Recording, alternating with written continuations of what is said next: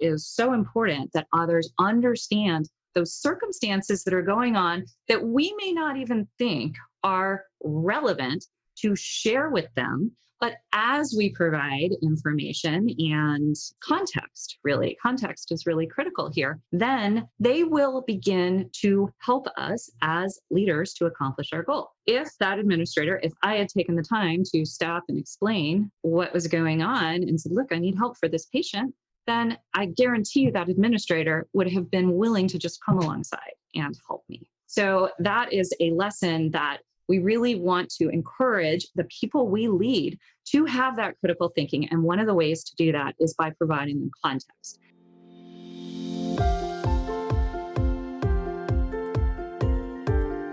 Hi, my friend. Welcome back to the Powerful and Passionate Healthcare Professionals podcast. I'm your host, Sabrina. I am a cardiothoracic surgery PA, a public health practitioner with a background in neuroscience, and a peak performance coach. I'm here to empower you, an ambitious healthcare professional with a demanding career, just like me, to become a confident leader who are living fulfilled and purposeful so you can be both a powerhouse in your career and a passionate person in life without feeling overwhelmed, underappreciated, or undervalued. As a bonus, we're hosting an online summit just for you live starting on July 27th to August 1st with 18 experts in our field to give you a recharge in life. All the proceeds will be donated to the Brave of Heart Fund, which supports healthcare professionals and their family who has passed away due to COVID-19. But it is free to join, so hop over to sabrinarumback.com/summit to find out more. You can also see the link in our show note. In the meantime, let's continue our journey for your powerful and passionate life with today's episode.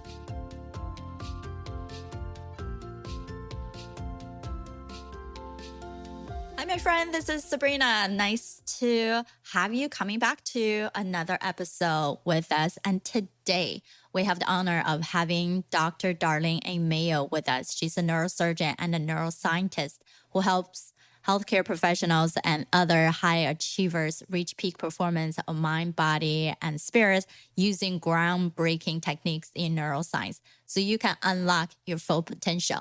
She and I actually met over a year ago through speaking organization and community. We truly just clicked because our mission are so similar in a way. And we have since done different summits together with healthcare professional empowerment, women empowerment, and various things. And the most recent one, which is this episode came from, is our whole week-long summit for healthcare professionals with 21 incredible experts. And if you wanted to still donate to our mission, which helps healthcare professional and their family who has passed away due to COVID-19, you can still get that donation bundle. 100% of your contribution is going to the Brave of Heart Foundation. And what you get is build a legacy with your family with simple and real constructive methods. Become the leader and team member that your organization cannot afford to lose and feel good and look good so you can give the best of you. Now, what's left of you for your patients and your loved ones and much more. There are actually 7 different themes in this summit. So you can still grab that bundle. Go to sabrinarumback.com/summit bundle. All right, let's continue on today's episode. And Dr. Mayo really helps other healthcare professionals through online coaching programs, workshops, private consultant to bring your passion back to your career, revitalize your relationship, and elevate your energy. And she's sharing with us her 3 mistakes that made her a better leader. Well, hello, everyone. I am so excited to be here talking to you today. Sabrina, thank you so much for inviting me. Now, today, I am going to be talking to you about 3 leadership mistakes that made me a better this is an interesting topic, right? Because a lot of people don't like to talk about their mistakes. But as I go back and think about my career, where did I learn the most? Right? Did I learn the most by watching somebody perform a flawless surgery? Absolutely not. Where I learned is when people made mistakes and I saw how they recovered from them, right? And then, even in my own life, looking at when I made mistakes, let me tell you, when I made a mistake one time, I generally did not make that mistake again. So I'm just going to be vulnerable here and share with you guys some leadership mistakes that I made, what I learned out of them. Because here's the situation. There is always something good that you can take away. And certain decisions I made, I like to go back and think, all right, what is good in this situation that I can carry forward with me? And then what is it that I need to let go of because it wasn't working? And there's actually nuggets in each of these. So I'm going to talk about 3 different areas here. The first one is around identity. The second one is around delegating. And then the third one is really around communication. So you're going to hear a little bit different slant than you've probably heard before in many leadership talks. So here, let's get started. So I'm going to tell you a story. I was a brand new attending neurosurgeon. I've probably been in practice 2 months, and I had a PA who was probably 24 years old. So brand new, straight out of PA school. So here we are, green-eyed, just together, trying to figure this thing out. And we were literally running through the halls of the hospital on this day because there was a patient that needed something immediately. So we're running through the halls. And then those of you in the medical profession know that a lot of times, a lot of us, we like to use humor to make situations a little lighter. It's just something we do. We don't mean any disrespect to anybody for it, but we just use humor. It helps to relieve stress in some cases. So my PA said something funny to me, and I can't remember what it was at the time. It was one of those things that just made me really start laughing. She started laughing. So now here we are running through the halls of the hospital. We're both cracking up. Okay. We run into an administrator. Fantastic, right? And he stops me and he's like, Dr. Lobel. That was my name at the time. I wasn't married at the time. He's like, Dr. Lobel. It's like, what are you doing? He's like, you cannot act like that. You are a leader in this hospital. What will people think? And I thought, oh my gosh, what did I do? And then I thought, what is he talking about? I'm not a leader. I'm a neurosurgeon. I'm not leading anything. I'm not chair of my department. I'm not leading anything. But I thought about what he said and I realized, you know what? People do look to me as a leader, even then, even though I was a new attending neurosurgeon. And it's all about perspective. So I think sometimes that we don't even realize our identity. A lot of people look up to those in the medical profession as leaders. And I think it is really, really critical to understand who you are, how you are perceived. That is something really, really important. And then the lesson I learned from this, right, is I think that other people need to understand why you are making decisions that you are making, why you are taking action that you need to take. Because this is what I thought about. That administrator, he had no idea what was going on. He didn't know that we were actually running towards a patient to save their life. And, it was just coincidental that we happened to be laughing at the same time. We weren't just running around the hospital like 4-year-olds, right? Which is how it appeared. So he didn't understand. He had a knowledge gap about why our behavior was a certain way. All right. And as a leader and having been led by many, right, as going through medical school, going through residency, we had leaders. And there were many times that they would say, Darlene, look, this is how you do it. And this is the way it is. Period. The end. I don't want a discussion. I don't want an argument. How does that make you feel as a person? I'll tell you how it made me feel as a person was completely insignificant. So understanding, having the people that you are leading, understanding circumstances, right? The why behind your decisions is really critical. Otherwise, really what you're doing is squelching their creativity and their critical thinking. Critical thinking in the brain, it's very much in the same centers where creativity is. And so as leaders, it is so important that others understand those circumstances that are going on that we may not even think are relevant to share with them. But as we provide information and context, really, context is really critical here, then they will begin to help us as leaders to accomplish our goal. If that administrator, if I had taken the time to stop and explain what was going on and said, look, I need help for this patient, then I guarantee you that administrator would have been willing to just come alongside and help me. So that is a lesson that we really want to encourage the people we lead to have that critical thinking. And one of the ways to do that is by providing them context.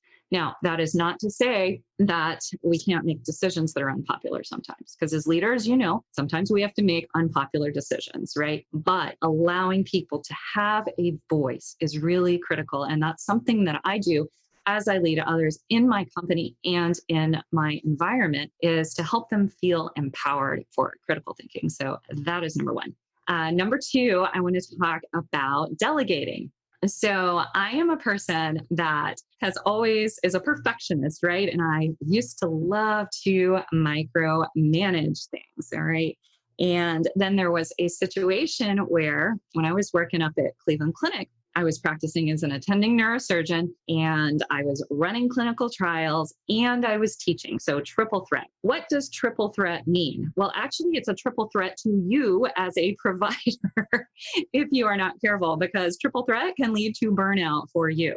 So as I was micromanaging so many things, that really led to a lot of burnout. But one day, here's what happened. I think there was an abstract that was due based on some research we were doing, and I didn't realize when the deadline was. I had a medical student that I was working with, and usually I would give her very clear parameters as far as, okay, this is what I think the interpretation of the results is. Please write it up and then let her do this, right? Well, this one day she came to me and she's like, yeah, so it's due tomorrow. I did not even analyze the data. So I said, okay, Becky, here you go. All right, take it and run with it. And that was an incredibly powerful moment for me, because that was the moment that she started thinking and realizing that she was able to actually make these discoveries on her own. So that was very, very powerful for her. And if I had not chosen to let go at that particular time, then she would have missed that insight. I mean, would she have gotten it eventually? Probably. But the earlier we know what our capabilities are, who we are, and what our capabilities are, the more successful we can be at accomplishing the mission that we have been called to. All right. Now, I don't advocate, and I never did in the operating room, leaving a junior resident to do a spinal fusion or remove a brain tumor, right? We have to think about these things, but know that as someone, the pendulum has swung both ways, where I've really micromanaged everything and then I've really let the reins go, that you can actually delegate more than you think you can delegate. All right. So learn bits, you have to move that pendulum in cases of life or death, obviously with surgery or medicines, that you have to do that slowly. But there are many times that you can actually let go that you don't know. And really that point was hammered home for me as I became an entrepreneur. And this was probably 3 years ago. I attended a Tony Robbins seminar. And one of the things that he said, and I loved this, he was talking to people that were either 6-figure business owners wanting to go to 7 figures, or 7 figures wanting to go to 8 figures. Okay, that's just who the audience was. And he said something really, really powerful. He said, you are not the magic. And I love that phrase, especially in medicine. A lot of times we think we know it, that's the way it is, and we are the only ones who can do these things. But that's actually not the truth. All right. The truth is that you can actually be much, much more effective by empowering others. And sometimes that means throwing them in the deep end of the pool with the parameters that we've already talked about. So that is really the second lesson around delegating. So did it right? Did it wrong? And that's the lesson that I pulled out of that. And then the third mistake that I made, and this one's a hard one to talk about, okay? It does not put me in a good light, but here you go. You're just going to hear it anyway. And it's around communication. So I have always been a very, very strong advocate for my patients. And anytime that I would see that there was not optimal patient care being delivered by somebody. I've been very, very vocal about it, right? And that goes against a lot of the things they teach you as a leader. You are supposed to praise in public and you are supposed to criticize in private, correct? Yes, absolutely. That is what you are supposed to do as a leader. I, a lot of the times, did not do that. And I would call somebody out and criticize them in a public way because I was concerned about the patient getting the care that they needed right then. So, what did that lead to? Well, it led to me going to some emotional intelligence classes, which actually was a really, really good thing, right? Because I learned a lot about communication skills and how to really be kind and criticize at the same time, right? And really not criticize, but to redirect and thinking about what is that goal that you are trying to accomplish, right? Because I think sometimes we get caught up in the moment and we forget about what the mission is. Okay. And so what I learned from that is that calling somebody out, yelling at them even, is not effective to actually getting done what needs to get done. But what I did pull out of it is that it is also important to speak the truth. And this is something that I teach a lot of people about, right? In fact, the medical professionals and other high achievers that I work with, the way I get them breakthrough in their physical and mental health, in their relationships, and in their finances is by helping them to uncover things that are lies and discovering the truth. What is truth for themselves, right? That is how we break through. That is how we break free. So from those experiences around communication where, a lot of people would say, that was a horrible way to be a leader. And I agree. Don't yell at people in public. It's not ideal. But what do you take away from that? At some point, it's important to be sure that the truth is being brought to the surface and understanding the balance in how to do that respectfully. I am also a Christian, and one of the Bible verses that I like, it's speaking the truth in love. So sharing what is true, but doing it in a respectful way to others. So those are my 3 mistakes that I made. And here's what really I have learned through all of this. People like to be respected, right? But more importantly, they like to feel empowered. And think about this for a moment. Do you want the people that are following you, all right, whether it's in your business or in a public setting, whatever it is, do you want people who are critically thinking for themselves to follow your leadership because they believe that you have made decisions based on critical thinking? Or do you want them to follow you because out of fear or out of another reason, a feeling of obligation? Because a lot of leaders we do not realize that sometimes people follow us out of fear and obligation. But what's the goal as a leader? Is it to just lead people to a particular place? I don't believe that at all. I believe leadership is about teaching others how to be leaders in their world. It's going back to that proverbial, someone who's hungry, do you give them a fish or do you teach them how to fish? So as a leader, yes, be an example, but think about the ways that we can begin to empower critical thinking in those individuals that are following us, that work with us, and what that does also, because you're not the magic. You do not have all the answers. I don't have all the answers. Guess what? Perspectives. Different people that you are leading, they have different backgrounds, right? They have different experiences. And a lot of times they come up with incredible insights that you would not have, that will actually help you to accomplish the mission that you've set out, will make you a better leader. And it is a win-win situation in those cases. So that is what I wanted to share with you today about leadership. All right, my friend, how did you love this episode? Make sure to subscribe to our show so you can continue to build your positive intelligence for that beautiful mind of yours to live powerfully and passionate. I know this is just the tip of the iceberg. You probably have a lot more questions on actually how do I implement those things into my own life? Well, this is the solution. Joining us inside the private Facebook group, go to facebook.com/groups/powerful passionate, where I go live weekly to answer any questions that you have and continue to put more resources for you to help you to get to that point. You can be both powerful and passionate, where you're no longer working on any mundane work and truly focusing on the things that matter. You can be both powerful and passionate, where you can overcome any mental roadblocks keeping you from success. You can be both powerful and passionate, where you feel energized from the moment you woke up to the time you go to bed. Join me, and together we can create a life where you can be both powerful and passionate.